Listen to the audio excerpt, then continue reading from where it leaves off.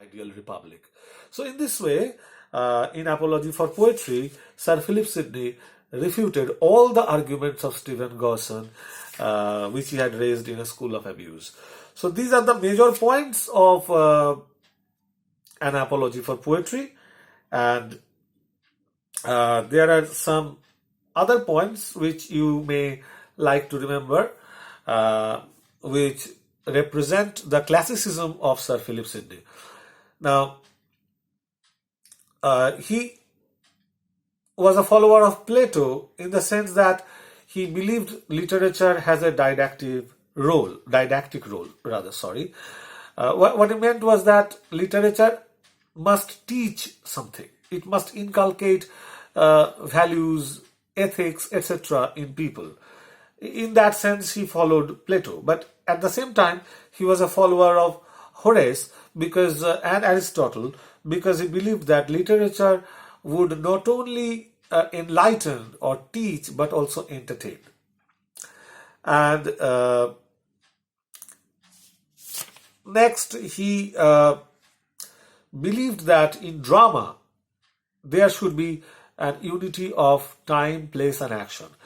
Now, this idea was apparently taken from Aristotle, though Aristotle never mentioned the unity of place or time, but those ideas were deduced from what he had said in Poetics by his translators.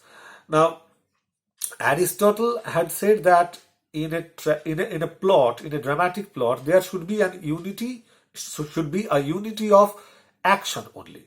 That means there would not be any subplot that would be unrelated to the main plot.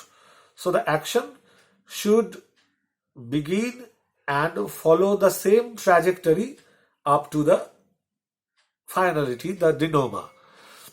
But the other critics and translators, they added something of their own to what Aristotle had said in Poetics. Aristotle had passingly mentioned that usually the plot of a play is confined within one revolution of the sun, that is 24 hours, and people accepted it as a hard and fast rule. But Aristotle did not mention it as a hard and fast rule. He was just referring to the conventions of his day. But people accepted it as a kind of hard and fast rule, and they wanted all dramatists to confine their dramatic action within a single revolution of the sun. And they also believed that the stage should represent only one place, and it should not